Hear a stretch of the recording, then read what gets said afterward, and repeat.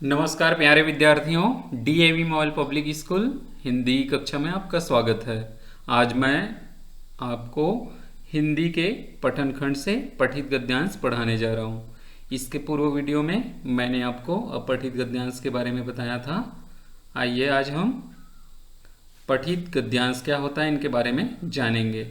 एक सुंदर विचार के साथ आज की कक्षा प्रारंभ करते हैं। आज का विचार है, बेहतरीन दिनों के लिए बुरे दिनों से लड़ना पड़ता है।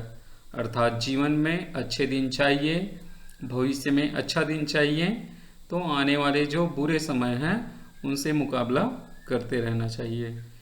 इन्हीं सुंदर विचारों के साथ आज हम कक्षा प्रारंभ करते हैं। पठित गद्यांश। पठित गद्यांश गद्य का वह भाग या अंश होता है जो हमारे द्वारा किसी पुस्तक में पहले से पढ़ी गई हो, है ना। एक अंश गद्यांश का दिया जाता है जो हमारे द्वारा पढ़े गए हो और उस पर प्रश्न भी पूछे जाते हैं। कुछ सावधानियां हैं, निर्देश दिए हैं यहाँ पे। पठित गद्यांश के उत्तर लिखते समय हमें क्या सावधानी रखनी चाहिए, तो कम से कम हमको 2 से 3 बार तो जो दिए गए गद्यांश हैं उनको पढ़ना चाहिए ताकि भाव और अर्थ अच्छे से समझ आ जाए। गद्यांश को समझकर उत्तर लिखना चाहिए। प्रश्नों के उत्तर ज्यों का त्यों आपके गद्यांश दिए हैं उनसे उठाकर न लिखें, बल्कि अपने शब्दों में जो गद्य रूप में है उनमें देना चाहिए। उत्तर सरल और स्पष्ट, कम शब्दों का प्रयोग करके भाव के साथ व्यक्त करने वाला होना चाहिए और जो जितना प्रश्न पूछा गया है उसके आधार पर ही, गद्यांश के आधार पर ही उत्तर लिखने का प्रयास करना चाहिए। आइए उदाहरण के माध्यम से देखते हैं हम। आपके पाठ्य पुस्तक भाषा माधुरी से हमने एक गद्यांश लिया है जिसको हमने पूर्व वीडियो में पढ़ा था। यहाँ पर गद्यांश है,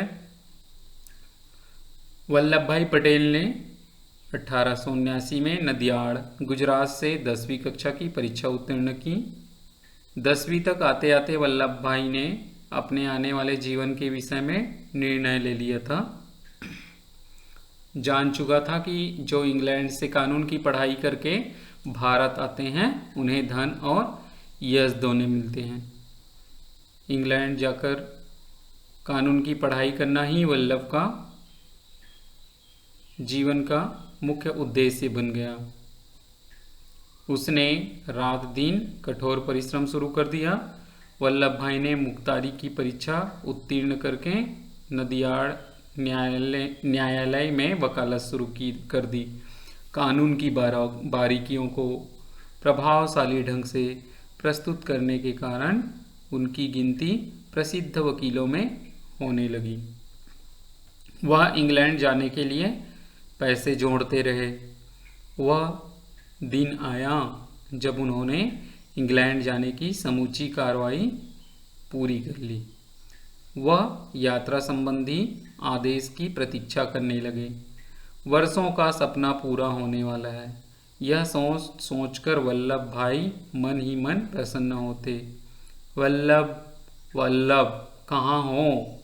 देखो, किसी अज्ञात हितैषी ने मेरा इंग्लैंड जाने का टिकट भेजा है, चिल्लाता हुआ उनका बड़ा भाई विट्ठल उनके पास आया। ये एक हमने गद्यांश आपके पाठ्य पुस्तक से लिया है और उसमें हमने प्रश्न निकाला, वल्लभ भाई 10वीं की परीक्षा कब उत्तीर्ण किए।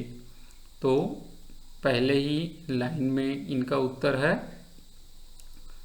वल्लभ भाई ने 10वीं की परीक्षा सन 1879 में उत्तीर्ण किया। कानून की पढ़ाई करने वाले क्या प्राप्त करते हैं? इसका उत्तर देखिए। इसका उत्तर देखिए, कानून की पढ़ाई करने के लिए यश और धन और यश दोनों मिलते हैं। ये तीसरे लाइन में दिया है यहाँ पर, देखिए। तीसरा, वल्लभ इंग्लैंड जाने के लिए क्या करते थे?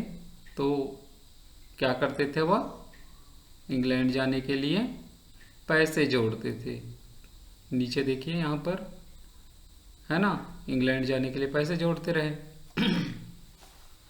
हितैषी का क्या अर्थ होता है, चौथा प्रश्न। तो हितैषी मतलब जो दूसरे पर उपकार करे, है ना, दूसरे का हित करे, वह हितैषी कहलाता है। बहुत सरल सरल हमने प्रश्न लिया है और उत्तर भी सरल है, आसानी से आप कर सकते हैं यदि पढ़े हो तो।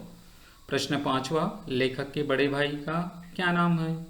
तो यहाँ पर सबसे आखिरी लाइन में देखिए, लेखक के बड़े भाई का नाम विट्ठल है ना। इस प्रकार से हम ये जो प्रश्न दिए हैं उनको भी कम से कम एक बार या दो बार पढ़ें, गद्यांश को एक या दो बार पढ़ें और इन प्रश्नों का उत्तर गद्यांश के आधार पर ही दें, है ना। उदाहरण दूसरा देखते हैं। दूसरे उदाहरण से और अच्छे से समझ आएगा आपको कि जो प्रश्न दिया है उनका उत्तर कैसे लिखें।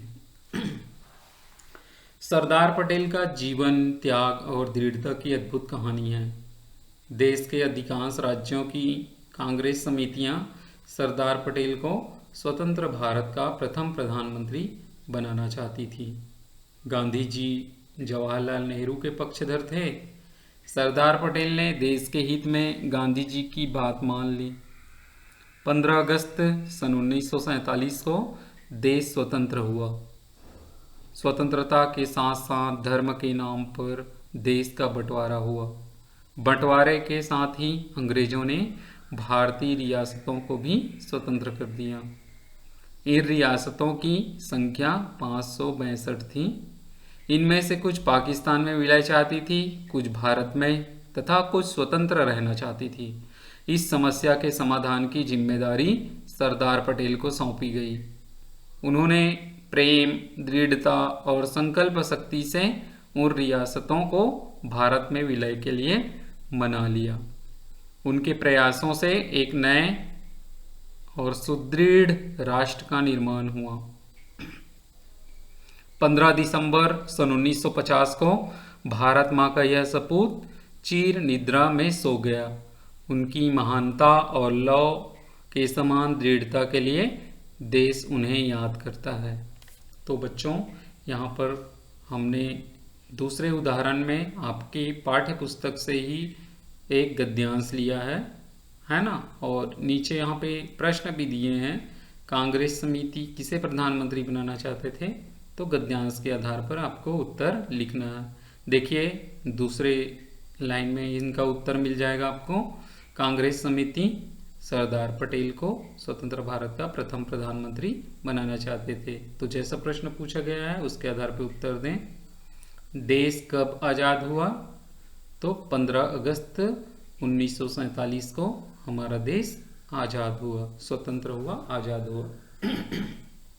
हो सकता है आपको प्रश्न देते समय कुछ शब्दों का उलटफेर कर दे, है ना।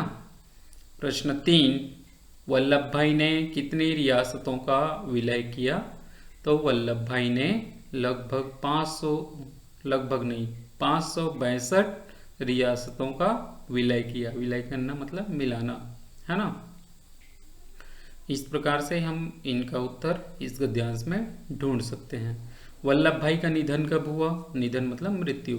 तो यहाँ 15 दिसंबर 1950 को वल्लभ भाई का निधन हो गया। गद्यांश के लिए उचित शीर्षक लिखिए।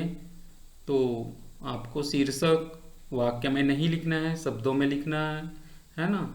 गद्यांश के लिए एक शीर्षक लिखना है। तो इसके लिए हम सरदार पटेल का जीवन, सरदार पटेल की दृढ़ता या लौह पुरुष या सरदार पटेल आदि छोटे छोटे जो शीर्षक हैं उनसे लिख सकते हैं। आशा करता हूँ कि आपको यह जो पठित जो गद्यांश है उनको कैसे समझें और उनका उत्तर कैसे लिखें ये अच्छे से समझ आया होगा। इनको कम से कम एक या दो बार तो पढ़ना जरूरी है। अब आपको क्या करना है, अपनी अभ्यास पुस्तिका में अपने पाठ्य पुस्तक से एक या दो एक गद्यांश लेकर उनका प्रश्न तैयार करके उनका उत्तर लिखना है।